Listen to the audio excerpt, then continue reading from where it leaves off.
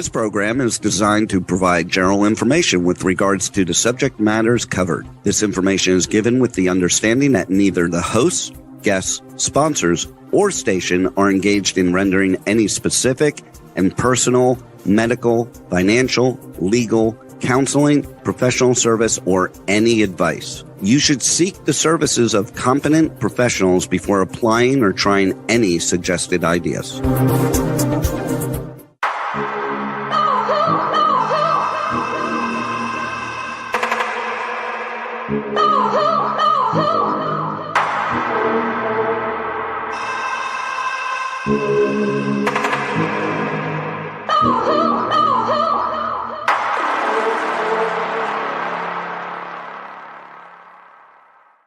Good morning, truth seekers and truth crime junkies. Welcome back to another episode of Hit the Road, Jack, Finding the Zodiac.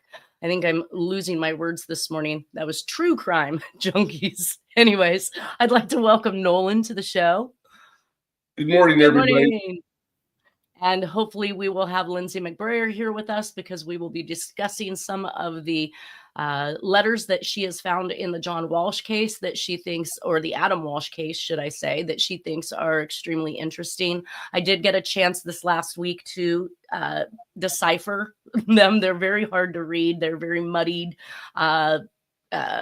Old copies. They look like they've been scanned in at a very low resolution. So of course the words tend to kind of, or the letters of a word tend to blend together. But I was able to make out, I would say about 98% of one of them and 100% of the others so that we can clearly read those today. In the presentation, we talked last week in regards to a 5-star review that was placed on the talk4tv.com site where this plays live every Friday at 10 a.m. And I wasn't sure who this individual was. I didn't have a lot of information on it, but Dean did get back to me and he let me know that the individual's name was James Kerr. I did try to look up James Kerr. It looks like there's a couple different options for him, but both of them look like they're either writers, speakers. One of them was a writer for either a online newspaper type scenario or something like that, but I couldn't really zero in, obviously, without having more information than just his name. But the review that he did put up was, I have been startled and impressed by Jack as a Zodiac killer suspect since 2008, when I first read about him after watching the 2005 and 2007 movies about Zodiac. Please help solve if he's the guy. If he's Zodiac, don't give up on getting FBI or police to do DNA tests or figure out how to at least investigate Jack more so he can be positively identified or ruled out. I interviewed Robert Farr, and it's either Farr or Farris, and I couldn't find anything on him either. I did not do that. Here, let me do that real quick. I saved something to it earlier this morning, which means I kicked it out of full screen view. Let's go back. Hide presenter view. There we go. Thank you, on. So he interviewed somebody, either Robert Farr or Robert Farris, and wrote an article online destined for Zodiac websites. I didn't think Alan was the Zodiac. I'm not exactly sure what his article was or what he wrote for these online Zodiac forums. I don't even know if his article made the Zodiac forums. So it would be really interesting to have him reach out to me to let me know what it is that he himself has written in regards to it. I think we all completely understand at this point, at a minimum, Arthur Lee Allen is not a good Zodiac suspect, right, Nolan? Correct. Although he did know Jack. There is that information, which was very interesting. Dennis had indicated that Jack told him that when he saw Arthur Lee Allen on TV, on the news as one of the suspects, that was the nice man who gave him a ride home from Lake Berryessa. So yes, there does seem to be some inclination that Jack was familiar with or knew who Arthur Lee Allen was. And I wonder sometimes that affiliation, if that wasn't exactly what pressed people in that direction, because I'm not really sure who tipped the police off to the possibility of Arthur Lee Allen either, and how he became on their radar. I think it was his brother and sister-in-law. Really? Yes. Yes. So the ones that they recently did the docuseries with? No, that was a different family, I think. That was his friends that lived in Southern California, in Central California. But quick question. He refers to 2005 and 2007 movies. I didn't know there was a second film. The 2007 I recognize being the Jake Gyllenhaal version of Arthur Lee Allen. The 2005 I think is the one that he was reaching out to Tom Voigt in regards to. He wanted his story told the right way. He felt it would be a better movie for people to see if they understood the real reasoning behind it. And of course, that was all pretty much brushed underneath the carpet by Tom Voigt. Either way, the name of the 2005 movie? I don't know. I didn't really get involved with the Zodiac stuff until 2009. I watched the 2007 simply because there was nothing left on Blockbuster's shelf. Remember when we had the good old Blockbuster? Yeah, you could go down to and rent the DVDs and stuff. I had literally been, I guess, just binging movies at that point and had gotten down to the fact that there wasn't really anything left on the shelves that I was interested in, but I still needed some movies to watch. So I picked this particular 2007 version up. At the end of it, I felt very let down. I'm not a very good person with movies that don't have an ending. I think it's a well-made movie. And as far as the actions of the Zodiac, I think it's pretty accurate in the different killings. But the conclusion, basically, that it's Arthur Lee Allen, or they lead you to believe it's Arthur Lee Allen, is inaccurate. And I always find it interesting how they were able to even portray what people believe to be accuracy in the killings, since nobody was there. Nobody, you know what I'm saying? Like, and we had a couple witnesses that survived, but they were in panic mode from the time it ensued, right? From the second that it started, they were literally probably in shock of what was going on. So to recall anything or to, set up a precedence for how the murder went down or to try and portray it in the correct way may exactly be why the Zodiac is trying to reach out to people to say you've got it all wrong. Perhaps. I want you to tell my story. The movie goes a lot off of Grace Smith's book too, as far as how stuff went down. Gotcha. But I think a lot of it's accurate, like the pen flashlight taped to the gun, things like that. Yes. And then they had the eyewitness at Berryessa that survived Hartnell, and so he basically said that he saw a guy out there, in the distance, kind of looking kind of weird and odd. And then, he described the hood and described the rope and things like that, the knife, the gun. So, I mean, some of it is pretty accurate. So it's incontrovertible, some of it. But other parts is speculation. Got to be part speculation, yes. I think what I really hold true to thought is the statement that Hartnell made about the belly of the Zodiac killer overhanging his pants so that he was a more robust person. That's something that I kind of feel like you are going to have correct. That's not like remembering whether or not he had blue or brown eyes or was wearing a navy blue or black shirt, right?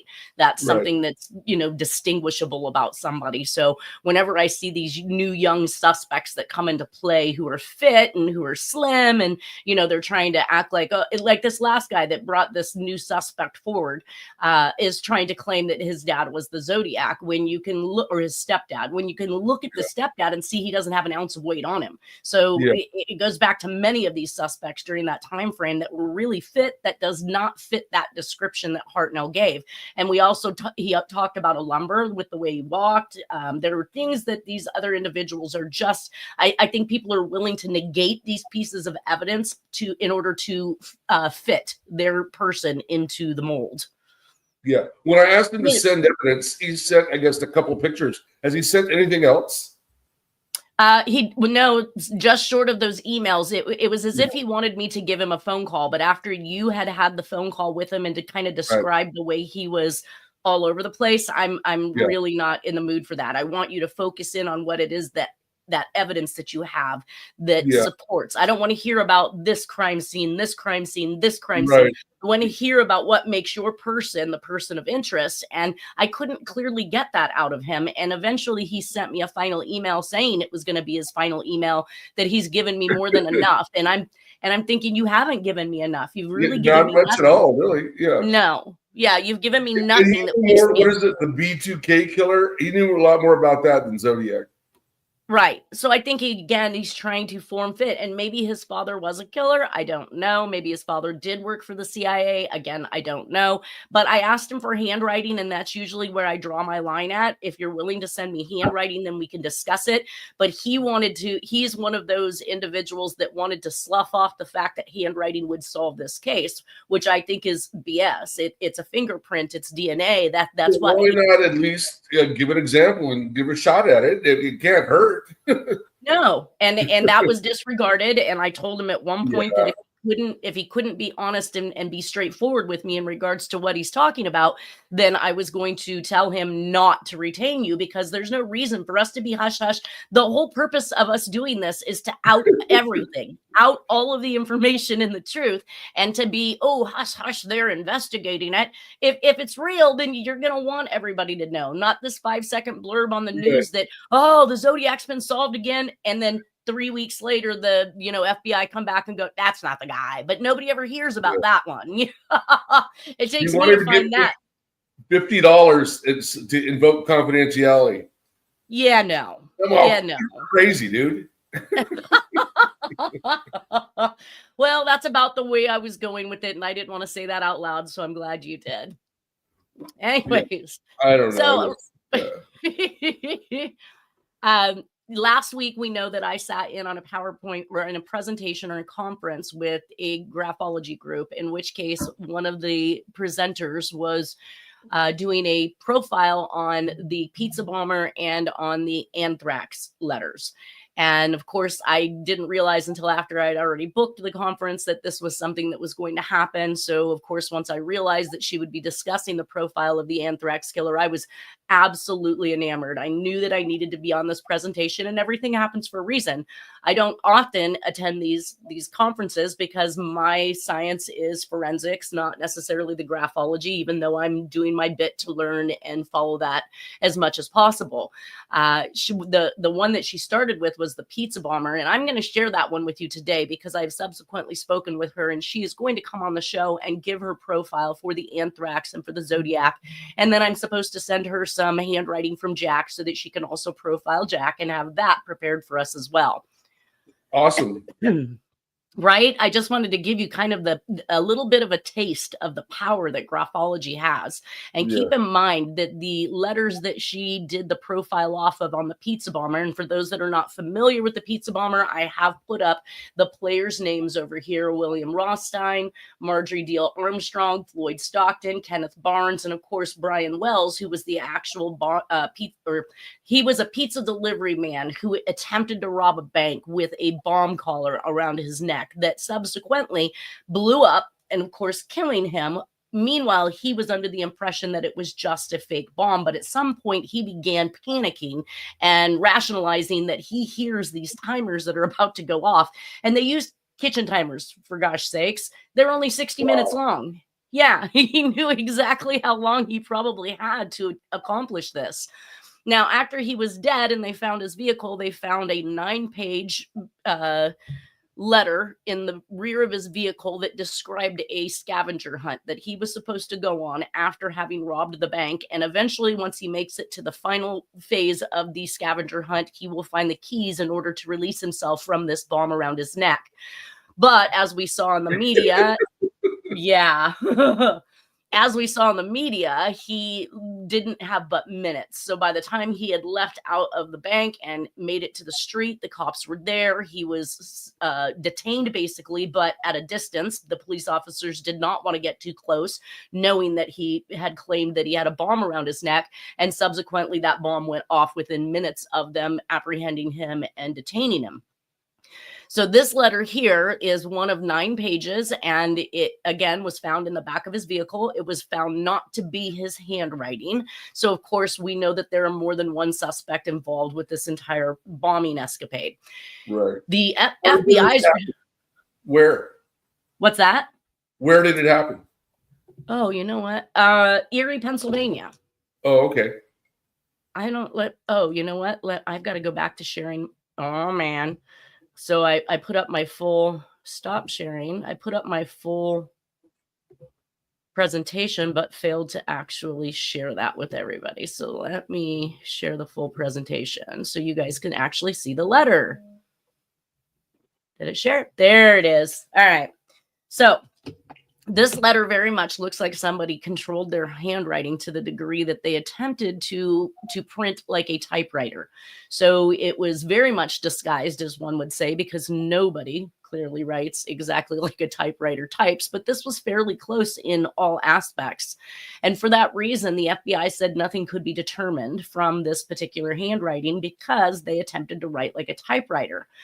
And albeit I would say that there are, it's going to be a little tougher, but there should be some telltale signs in here in regards to handwriting that would match or give us an authorship identity.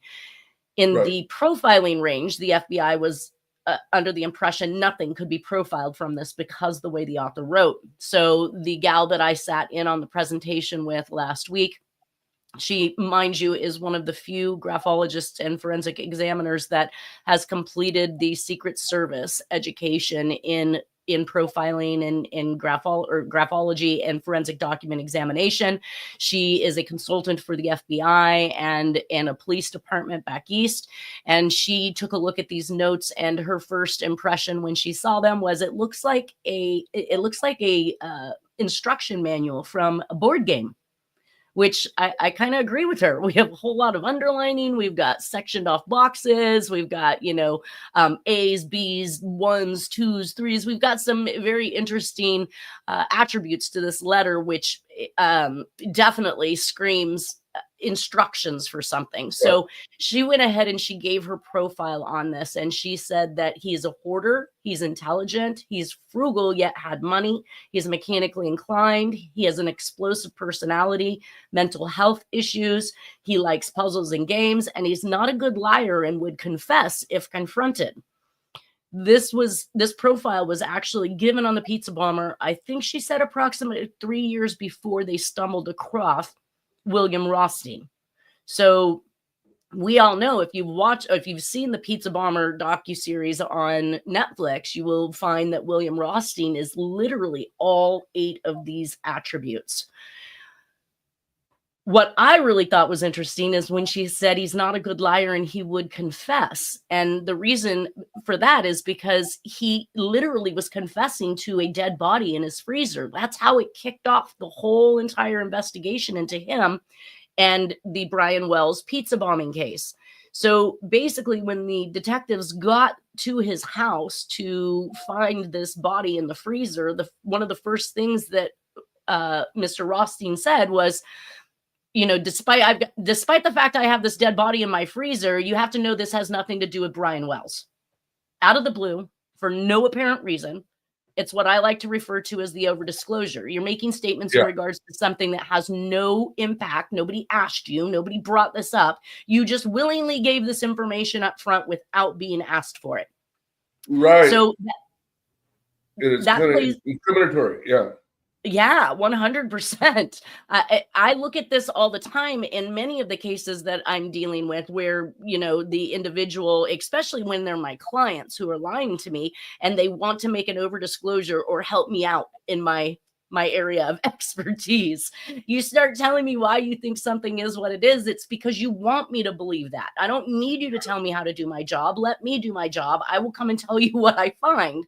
But there's still kind of a series of individuals, including I have a case right now where the gal has disputed my fees after hiring me, after I completed my work, gave her my work. And I always submit my work to my party ahead of time and ask them to set up a time to discuss my findings. So they have my PowerPoint presentation. They have my findings basically to a certain degree.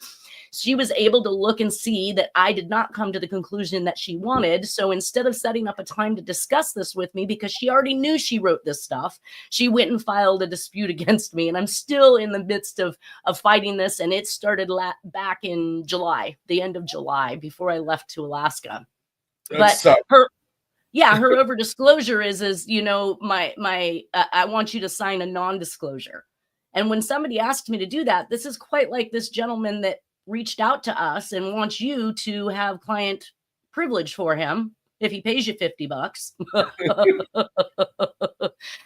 so that you don't tell anybody anything. And I'm thinking to myself, that in itself is an over disclosure, because if you're trying to prove that somebody committed fraud, you want everybody to know. You don't hold that in. You don't hide it. This Wells guy could not have been too bright. Just looking at that one sheet of 9, that he had to know the bomb's going to go off way before he's going to get it off his neck. And who would let someone do that to them? Well, and that's what I think is interesting. And, he also has the calculus E in here that she talked about in the anthrax letters. That's very interesting. I just saw it. Anyways, I got sidetracked by handwriting. Yes, I think that they clearly indicated that he was a very low-level smart person, that he was kind of gullible. I mean, he's a pizza delivery driver in his, I think, late 40s or 50s. So, yeah, he's very, very low-level smart, just to make it nice. And they're back and forth as to whether or not he really was involved with this entire plan, or whether or not he was kidnapped, attacked, and they ordered pizza, which got him to the property. Now, was he a part of it? Did he know about it? And there's been some evidence that's come forward that indicates that, yes, he was aware of what was going on, but that he also thought it was a fake bomb, not a real bomb. Anyways. Yeah. So why they told him it was a fake bomb, so he figured, okay, no big deal, and then his head blew off. Right. And most of his family wants to state that, no, he wasn't a part of it. And I get that. Nobody wants to believe that their loved ones would do something as silly as this. And the whole purpose for this robbery was to steal this money, to pay a hired gun to kill Marjorie Deal Armstrong's father so she could collect his inheritance. And this woman, she's as loony as the day is long. She's already killed boyfriends. And now she's killed another boyfriend that she talks an old boyfriend, Rothstein, into hiding in his freezer at his house. I don't even know what's going on with these people. I can't even pretend to understand. Either way, here in Pennsylvania. Right. So this individual clearly had the capability to do all of the designing of the bomb. So evidently the bomb was designed at Rothstein's house. He, put the entire thing together. Marjorie Deal Armstrong admits to giving the 2 kitchen timers to place inside of the bomb.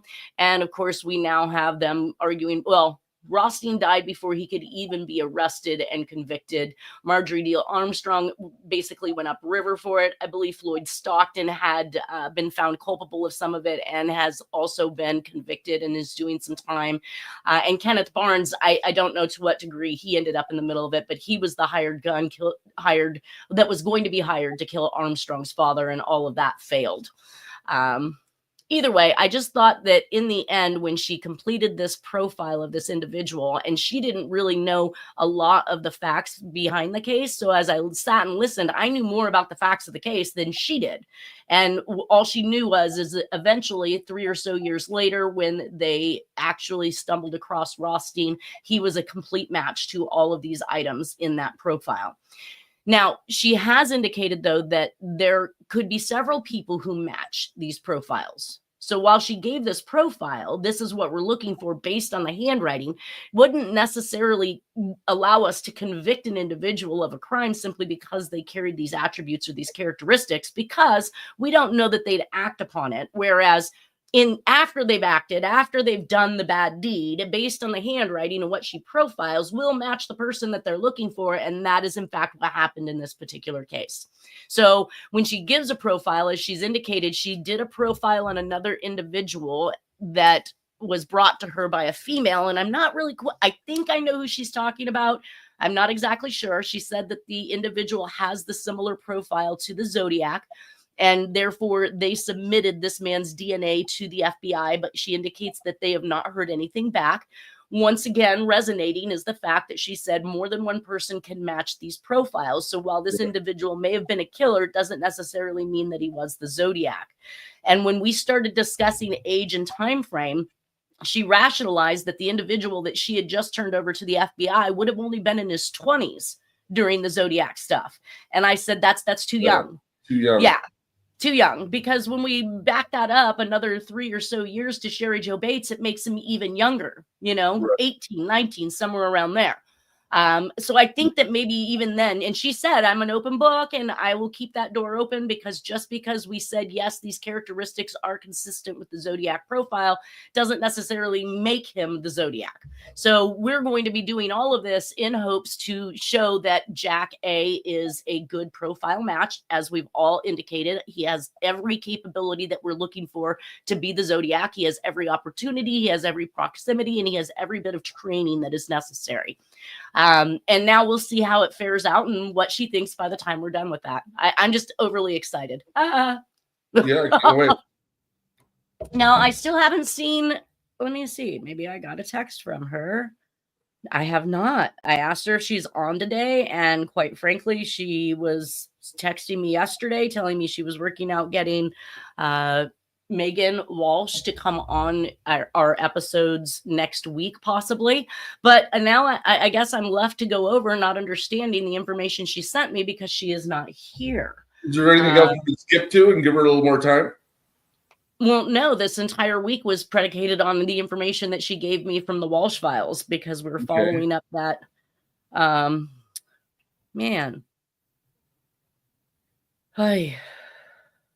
There's nothing more. Maybe do a little recap synopsis on the Walsh situation. It was his son, Adam, that was killed, right? And correct. It was in Florida that it happened, from a shopping center or something, kidnapped, abducted or something. Yes, absolutely. And there's a couple stories. In one of the more recent docuseries I just watched, they'd indicated that, oh gosh, I'm going to lose her name, Mrs. Walsh, John Walsh's wife, Reve, I think her name is, had indicated that he had gone missing in Sears with her, whereas every bit of information up to that point had indicated she dropped him at a video arcade, and then proceeded to go do her shopping. And then he had purportedly been kicked out with a bunch of other kids from the arcade, forced to go outside of the mall, and basically was abducted from there. So how old was he was 4? Not 10 yet, right? No, I think he was right. He was too young to be thrown in an arcade full of, older kids. Yeah. Older, yeah. At least in my mind. I mean, I know that. No, that's bad parenting by the mom. I know 1981 is a different era, right? We're not talking about today as we rationalize way different era. Yes, that's my era. Way different. And we came home when the street lights came on, right? I mean, we were off running amok doing whatever, and our parents had no clue where we were and what we were doing.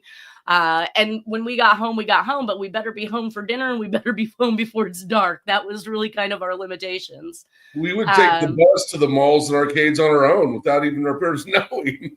Right, exactly. Well, and back in a day when somebody could actually maneuver the bus system. Napa. We had bus books. The whole town. Yeah, we knew where every bus went. We went all over. Right. My whole town. Club, Sunrise. Well, I'm from Napa, and the whole town is all of 5 miles wide, so that busing system was super easy to get down. What town? Napa. Napa. Oh, okay. Wow. So you're real close to Berryessa there. Yes. I was very close, and that's what makes this all so surreal, like especially knowing that the Zodiac made that phone call from First Street in Napa, because that's where I'm originally from. That's where I grew up. That's where I was raised. Lake Berryessa was a place that I frequented consistently with my uncle, and it turns out that but I wasn't actually born until 1973. So 4 years after the fact, I wasn't really aware of the Zodiac, and I was a little too young for all of the hubbub about, killing children off of a bus and all of these other things that were going on. And that's what made the 2007 movie so unique to me, is because while I'm watching it, I didn't relate it to a real true story. And I thought to myself at the end of it, these people were stupid. I would have solved this. I would have figured out. That's just my naivety, right? I first became aware of Zodiac when, at the time, in Bakersfield, and my visiting and staying with some cousins in San Jose, and they had a younger sister, and they were all afraid of the Zodiac. That's how I first found out about it. They were especially afraid for their sister because most of the time the young women were getting killed. So And what year was that? that was probably 69. Oh, okay. So in the heart of it. Yeah. Yeah. No. It was still going on at that time. Yeah. And we were in San Jose, which is not far from the Bay Area. And I was just going to say, by 70, 71, he'd actually entered our area. So while they're still scared the Bay Area, he's actually, here in our area, in the Sacramento, the South Lake Tahoe area, more in our proximity at that point in time. So these people are fearing over here, but we're really the ones that should have been scared, and we had no knowledge.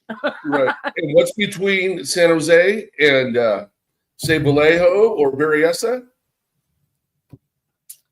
Mount Diablo. Mount Diablo. Exactly. Right off 680.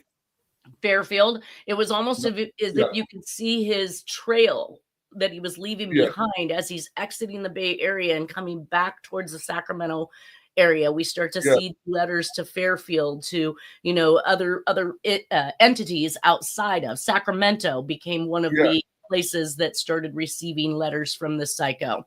So after you cross the bridge, coming up from San Jose, after you pass Mount Diablo and Lake Herman Road, I think before you could take 680 to Fairfield or 780 to Vallejo. Right, 680. Martinez, Benicia, Herman Road. Yeah. Right. Well, one of the things that Lindsay had sent me is this, and I'm not sure what to make of it because, again, like I said, I had hoped that she was going to be here. She knew I was putting this stuff together, so something must have happened. It's some type of indicator of a regional organized crime information center. That looks like Tennessee is where it's pointing to. Right? And I feel like there may have been a communication written to Tennessee, but I really do. I think it might be a communication we haven't actively seen, and it might have just been an address that I saw in the FOIA files. But interesting to note, Regional Organized Crime Information Center. Well, so they have Texas and Florida and all the southern states. So it's a pretty big region. Yeah. Well, if it's collectively all of these areas go to this one particular office, I'd say this one particular office was fully overloaded. Well, and we have murders and abductions and all kinds of weird crimes in all those areas. Texas, Georgia, Florida. Yeah. Then we got the Kennedy assassination in Texas and a lot of connections, New Orleans and whatnot, and mob. Well, and I think based on the letters that she's sending me, that there is some theory that this is revolving around a scare tactic having to do with Watergate, which I had already recognized. The Atlanta, Georgia child killer cases, the 26 or so murdered children in Atlanta, Georgia were occurring at the same time the Watergate investigations were going down. So I kind of included that as this is our distraction. We're going to, hyper media cover this particular serial killer that's happening, keeping people off the streets, give them something to fear, worry, and think about versus what's really happening in politics. And then and blame it on a single individual when I think there's definitely more than one person involved. And I don't even know if Wayne Williams killed anyone, but he was peripherally involved. Well, and I think that there had been some connection made between him and Bob Crane. That he had either interviewed him. I guess he was some type of kind of host. Yeah, some type of a home podcaster before podcasting was a thing. Yeah, he was a quasi-journalist type of, Right. Investigating things. So, of course, if they want to, like I said, if they want to break you, they will break you. And, of course, he ended up being the scapegoat or the attention. Although I think that they had indicated he had, in fact, literally killed somebody, but it was an adult, not children. Yeah, he hadn't killed a child, yeah. And who knows if he actually killed the adult. I don't get enough information on these to understand what evidence they had against the individual, especially when they plea him out like James D'Angelo, the Golden State Killer. Once you plea it out, how are we going to be satisfied as the public that this is the person you're looking for if we don't get to understand what the evidence was against the individual? Yep, happens all the time. Yeah. Well, here is one of the letters that Lindsay had sent in on the Adam Walsh files. This was something that she located in the many FOIA files. She said there are thousands and thousands of pages, which I would assume, yes, there likely is, because again, this is still an unsolved crime. But some of these letters were extremely interesting and a little confusing at the same time. But here goes everything. This letter starts out, "Congratulations on your poor police diplomacy." And poor is underlined. So they're really trying to hit home that they mean this. "Adam Walsh suffered, not you." And of course, you can't really read except for the word "are you" at the underline or at the next line underneath this. So I just placed question marks. It says, "Adam was dead only 2 to 3 days. Forensics know a head decomposes in water, especially when it's a bloody mess being fed on by water creatures. You try very hard to please the public. Try telling the truth instead of using a police cover-up. You are full of shit." And that is underlined. And I'm not quite sure what they mean. Again, I'd hope that Lindsay would be here. She's the one that understands what this means to the case in regards to a police I mean, they found his head, right? So where's the police cover up at this point? Didn't we touch on this letter before, like last week?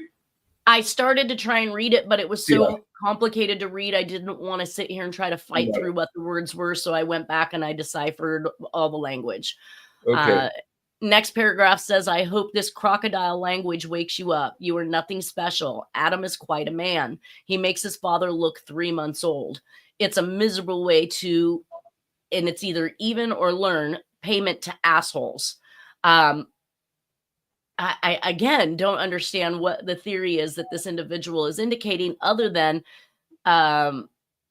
maybe they're indicating that this was payment for something John Walsh has done, and that the police are covering it up and indicating that it was just a random kidnapping and murder of this little boy.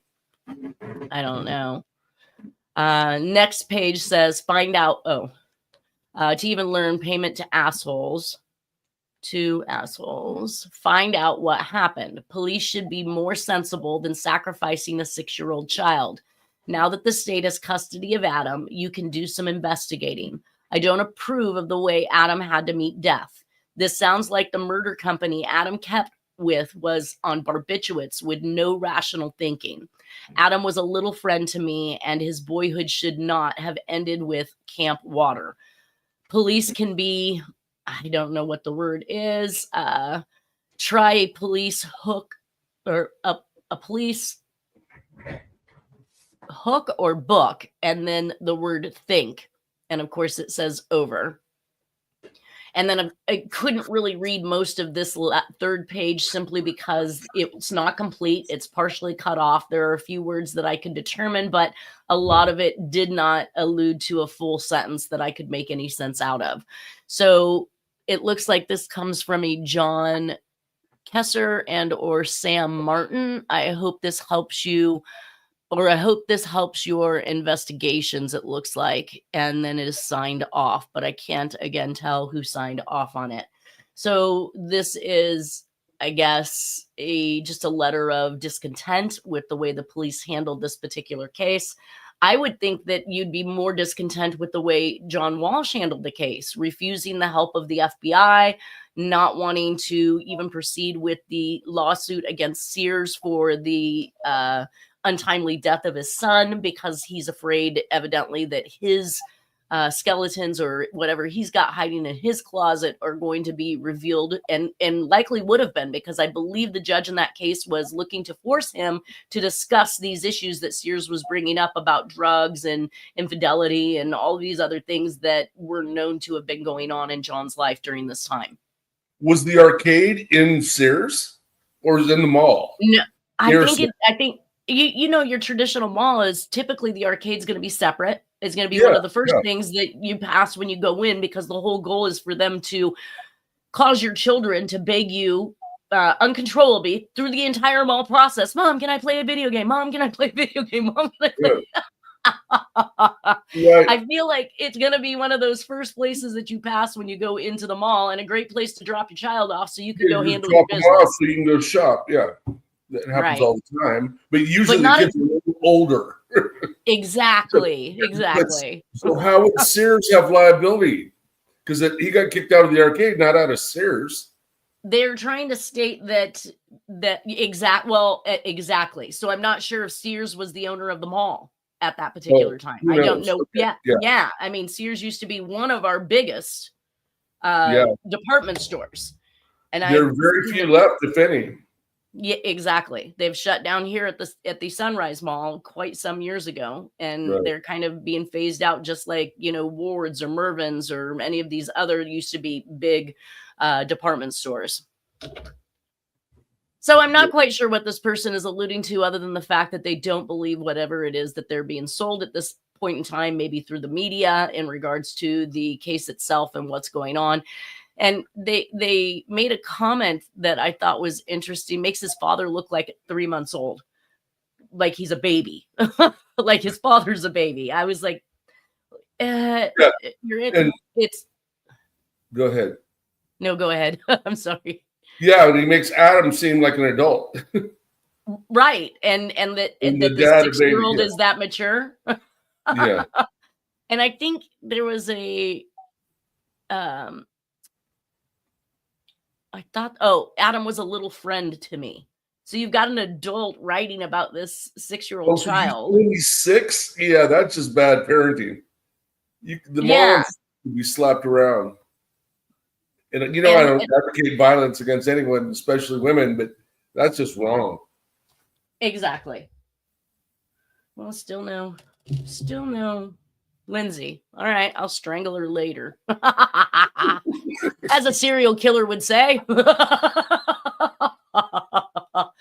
Well, that brings us to that brings us to the next letter, which is from Harold H. Bloom.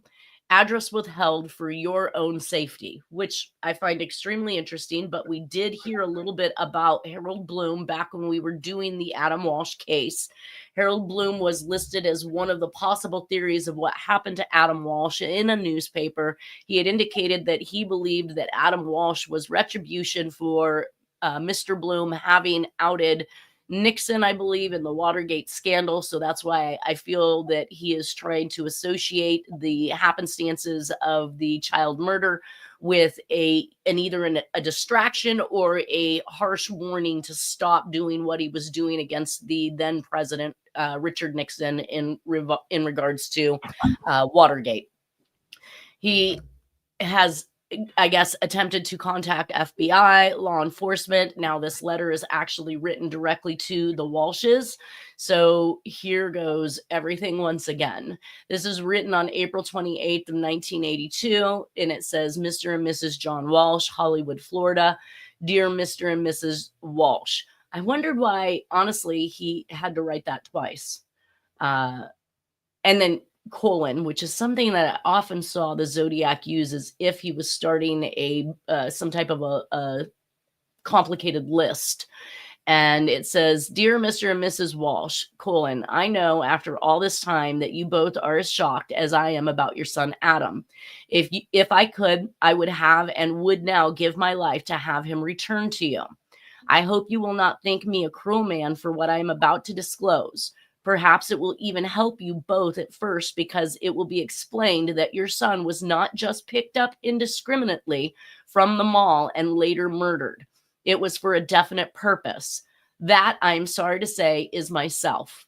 Many times I have started to write this letter and failed to complete it. I hardly know if this time will let me complete same, because it is most difficult. Adams, and he a lot of times he didn't even spell Adam's name correctly. He certainly never apostrophe apostrophe S for ownership. He really just wrote it out. And a lot of times he didn't even, like I said, capitalize the first letter of Adam's name. But he proceeds to hyphen, again, quite like something we've seen with the Zodiac, where he's segmenting ideas based on a hyphen rather than a comma. But Adam's murder was a political assassination. That may seem strange for you to read this, and I know that you will be bewildered by such a facts. What in God's name would make someone make such an absurd statement? A 6-year-old boy, political murder? ?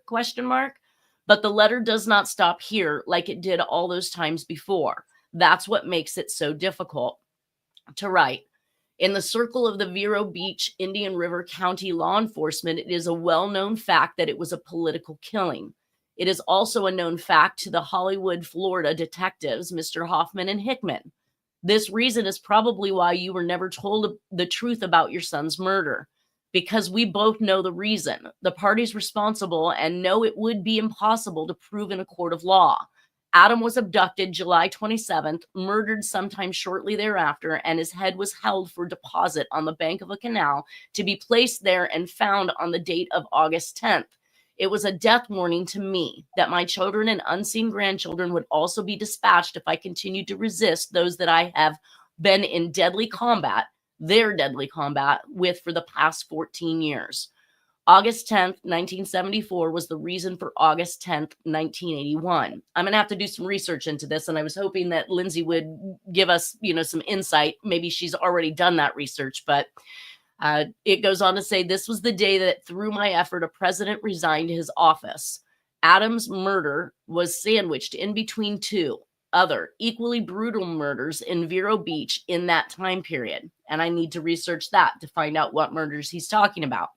Okay. Do not be angry at the Hollywood PD because they tried to solve this case and were heartbroken as much as I am. And then a word I couldn't read. They know that to tell you that it would do no good. It would only deepen your sorrow. When I first contacted the Hollywood PD, they thought perhaps that I was some kind of nut. The follow-up letter to Crime Stoppers, and I think that's what he meant to write, but I don't think he knew the entire name of it. So I think he stopped at Crime Stop, ? Channel 7 TV provided. Oh, let me stop this phone. I wonder if that's Lindsay. What's that? No, wrong number. Okay, good. It says Channel 7 TV provided another contact with the HPD prior to Mr. Hoffman and Hickman coming to Vero Beach to meet with me in person. On one such phone call to Mr. Fred Barbette, he had read my information. His comment was, we always thought it was a mob hit. We just didn't know why. 2, while I'm quoting, I shall quote Detective Hickman at the Vero Beach meeting, and I could see, was heartbroken and under a great emotional stress. Think what this would do to the country. Almost like he was talking to himself instead of me. That statement often rang in my ears. Then I thought, what the hell? Wasn't it Adam's country too? How could they do such a vicious thing and think that, and think that by their being position and power, get away with it. It will take some time, but Adam's death will, with the aid of many people, the truth will come out, and those who kill women and children especially will be branded forever. Very interesting statement, women and children, because the Zodiac has made that statement. It's like he's fingering down the individuals that are involved with all of this stuff. Not only to the what's that? Interesting. Not only to the public, but to their own personal families as well. When I can, I shall deliver this to your office in Hollywood after finding your address in the city directory. I was once a millionaire but that's been expended long ago towards the end. I will have to await funds to make it down there. This has been one of their most, and I couldn't read the words, to keep me from working, thus broke. But I survived to defeat these powerful people by the grace of a heavenly something. In a way, Mr. Barbette's, I'd like to figure out who this is, statement was correct, and in a question, they're wrong. Again, an undecipherable word, killed Adam, not the mob. but they are interconnected. I no longer could maintain in my Vero Beach apartment. So basically he's saying there's an interconnection between the mob and the individuals that he's attempting to out in this letter, which I believe is the political side of it. But they are interconnected, and you're dumb to believe anything otherwise. In my Vero Beach apartment, and have moved into a friend's condo in Fort Pierce. For that reason, I shall not leave you my address in Fort Pierce. Just rest assured that we are working on it at a very high plane. Meanwhile, Adam's death may well be the one that breaks their vicious conspiracy. In deepest sympathy forever, Harold H. Bloom, Fort Pierce, Florida. 2. There is almost a PSS, an innocent ad lib to me by Hans Freeman of CNN. At least be terrified these people into Adam's death. They had to do something drastic at once or be exposed. What about the statement of Barbara Walters in San Francisco is what I believe that says there at the end. So there's some interesting connections that I'd like to discuss. We've pretty much run out of time at this point. Nolan, thank you for being here. I hope everybody has a wonderful weekend, and we will see you all next Friday to discuss this letter. Thank you. Have a good weekend. Thank you.